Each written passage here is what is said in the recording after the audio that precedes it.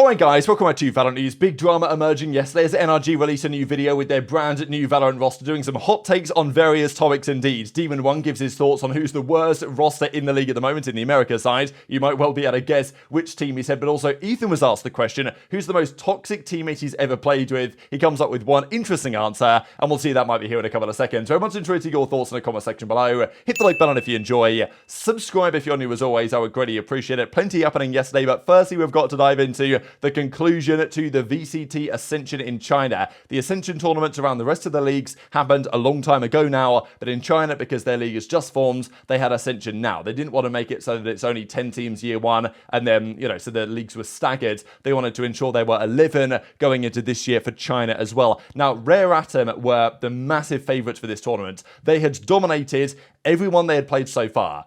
They turn up to the grand finals, and all of a sudden, I don't know if the pressure got to them, if the occasion got to them, if Dragon Ranger Gaming felt like, well, we've got nothing to lose here as DRG, let's just give it a go, because all of a sudden, they were on the back foot here, Rare Atom, and it was remarkable to see. In the same thing really happened to Apex, really, in the European side. This was equally crazy, though, I thought. Going into series points here, qualification point against DRG, Rare Atom at this point down 2-1 in the series. We'll see how that worked out in a second. Viva picks the ISO. Like, ISO does not get picked in professional play basically at all, but in this crucial moment, putting together a composition, they picked the ISO going into a decider. It nearly worked, but it didn't work, and this will be a talking point of the series. But this was the result, and it was crazy, right? Because look at Rare Atom's recent results, just out of interest. They have not lost to anyone in a long time. They only ever lose to Edward, really. Even going back to, during the EVO series that they've done. They pretty much beat everyone. They did actually beat Edward game before they lost them there in the finals. And then since then, at the last chance qualifier, or the Ascension tournament, sorry, they 2-0'd everyone. They 2-0'd Dragon Ranger Gaming just the other day, and this wasn't even that close, right? 13-2, 13-10. I mean, it was quite comfortable against DRG. But in the rematch, all of a sudden, it's a different story entirely. Game 1 on the split was Rare Atom's pick. It went 13-7 to DRG. Ascent then was an overtime, went 14-12 in the end. The crazy thing is, though, they bounced back on Lotus in just absurd fashion. Like, what is actually going on here? They lost the first two maps to this team, and then they just straight 13-0'd them on the Lotus. They were like, all right, now we're back. It was Rare Atom's pick, to be fair, but, I don't know the last time, was it Rise or like Cloud9 or something like that are 13-0 in a series?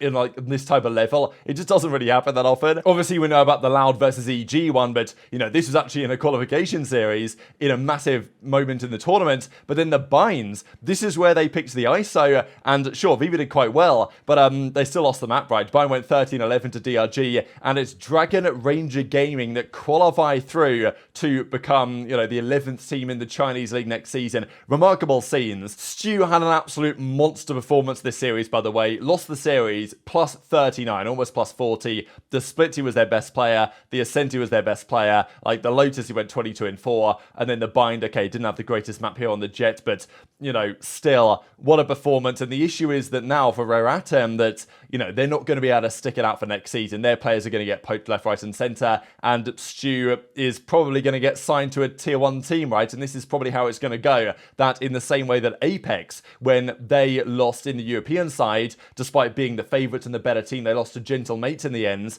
Their players will now probably just get poached by tier 1 teams, which is how it is, and it's still going to probably work out for those guys on Rare Atom that lost to maybe some of the better players, but unfortunately for that team in the organisation, they, just fell short of the final hurdle. But there's always next year, but next year is quite some time away. Quick bit of update on the G2 Gozen situation. We know that there's a few changes going down there. There's been a few hints as to what that might potentially be. Glance actually confirms, or at least there's some reports on why she decided to step away and not renew, saying that there's difficulties of obtaining authorization with visas to leave Russia, and also massive taxes applied to her salary in Germany, which mean that therefore they came to a mutual agreement not to renew the contract. So, that might affect her future with other EMEA teams as well, unfortunately. Maybe there's possibility in other regions it could actually work. And even Mary, who of course we know decided to retire from competing a few months ago now, actually liked this tweet. So thought that was all rather interesting and definitely worthy of mention, but probably a few updates on that as well over the coming coming days. Big update though on the challenges in North America side. The Game Changers qualification stages begin, I think, on the 23rd of January. So there were questions, would the main circuit for Challengers NA begin before or after that? Last year it was, I think, relatively early January. This year it's going to be right at the end of January. So I've got to say, the off-season for these Challenger guys has been absolutely absurd, and it's frankly an embarrassment, I think, from Riot's side, the way that they've structured this season. I'm very much hopeful that next year is going to be better. There are rumours that next year the off-season is going to be significantly shorter, there's going to be far more action, especially for the Challengers players, but we'll see examples of that in a second. However, these are the dates, and to be fair for the Challengers guys, at least there are plenty of opportunities back in the Challengers League. We know that there's so many organisations that have either departed Challengers for various reasons, or they've been promoted up to the Pro League, such as the Guard, well, they're now gone, and obviously G2 as a consequence, they also made the move. So there are certain teams that are still in the Challenger circuit that didn't get demoted, and their organizations are still there. So that's good stuff, but there are still plenty of spots up for grabs when the open qualifier will come into play. So last year there were so many teams playing in this. A few of the Game Changers teams played as well, like version 1's team. Obviously Sinatra and the boys put together a funny roster they played with. So, these are the dates. The first open qualifier, the 31st of January to the 3rd of February. The second one, the 12th to the 15th of February, which basically means that the Challenger circuit itself will begin at the end of February, which is pretty insane, as Wedded says. So Challengers is starting late Feb, when we could have had qualifiers anytime this off-season and start at the beginning of the year, which is a fair point, right? Like, why did we need to have, why did the qualifiers need to be so late in the season? The fact that it starts in February is outrageous, and, as he says as well, Turtle Troop's last match of the season they played last year was the 4th of June, 2023, and qualifiers will be starting in late February. So, a quarter of the year in already, basically. So it's like an 8 months off season for players that didn't, make it all the way in Challengers last year. Like, that is absurd as far as I'm concerned. Hopefully they can figure it out next year, but at least for these teams, there are plenty of possibilities, right? Because last year the play-in relegation tournament happened, DSG got demoted, Mad Lions got demoted. They've now, dropped their respective rosters. But even if the other teams that were around, we know full well that FaZe are gone, G2 are gone, TSM are gone, the Guard are gone. So there's a fair few spots up for grabs next season. Of course, even Moist and Shopify have now combined. So there's a good 5-6 spots available through those open qualification tournaments. But just the timing of the season is surprisingly late, I think, as far as I'm concerned. Now, we've got to talk, though, about this whole Evil Geniuses versus NRG drama and elsewhere as well. Zelsis has also given some comments on this over the last couple of days. The rumor is, I think he even mentioned this on stream, that he might be a pretty, wise guy. And he's been saying some wise words on stream over the last couple of days. But I believe that he had maybe a few too many to drink after they won the Africa TV tournament, slammed his hand into a door, and thinks that he might have broken it. So, classic Zelsis level shenanigans. But NRG on paper should be a team that's going to be able to compete next season with Sentinels and some of the other best teams in the entire world. Ethan's getting ready to go, as are the entire NRG roster, especially when they come up with a very interesting video yesterday breaking down many different storylines. This was fantastic content, and there was definitely some juicy stuff in here. The idea was, get the 5 pro players, they can either answer the question and not have to eat the hot wing, or they have to eat the hot wing and, get to avoid answering the question. Crashies, poor Crashies, got some really hard questions in this one. Ethan got some relatively easy ones, but there was a pretty spicy one from Ethan, and there also was a pretty interesting one here from Demon1. Rank the teams in VCT Americas from worst to best. EG is 10, MIBR can get 9, Crew can get 8, Sentinel is number 2, Leviathan number 3. Sentinel's number 2? There's Energy as well. I already said reverse. Okay. Furia can go 6. Loud. G2?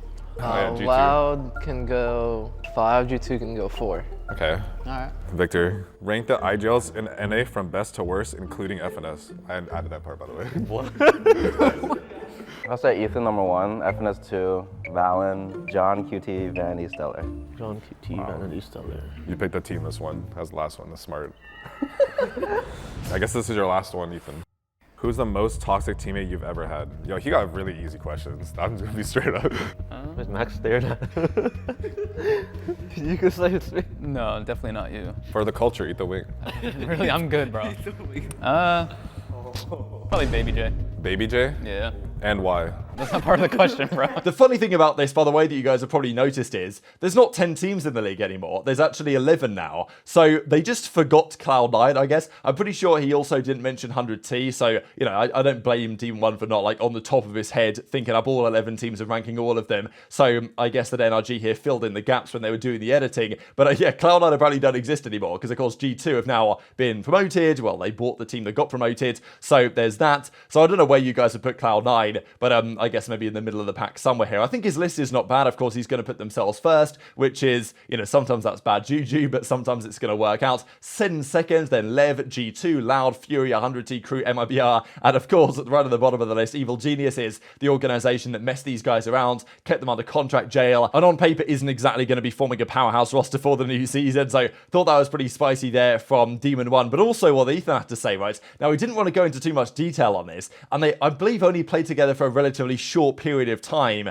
when BabyJ joined 100T. Guys, probably remember start of 2022 when BabyJ and Eccles joined 100T. They probably, I mean, how long were they there? A week, 2 weeks, I don't know, before the team then imploded. They made the roster changes and they dropped those guys again and they decided to basically start from scratch. So, you know, the team at the time, Asuna, Hika, Ethan, BabyJ, and Eccles rounded out the roster. So, you know, Ethan and BabyJ were playing together for a brief period. Now, it's quite interesting looking back on this because the rumor at the time was that, well, you know, the personalities weren't really working, the results aren't really there, we're going to have to blow it up. But apparently, at least as far as Ethan is concerned, BabyJ was just a nightmare to play with. Now, we don't know, unfortunately, more details on this. Maybe there'll be, you know, some sort of response here from BabyJ. I tried to find something of BabyJ responding to this on stream, but I looked through the clips in the past broadcast. I couldn't really find anything in this specific moment. So maybe there was something there, but we'll see on that. But yeah, what do you guys think about this? BabyJ, controversial player, but we also, there were rumors, let's not forget, that BabyJ was potentially going to EG. So we'll see if that still happens, or if Ethan's points of view have any weight, right? Because BabyJ, controversial character, we know that,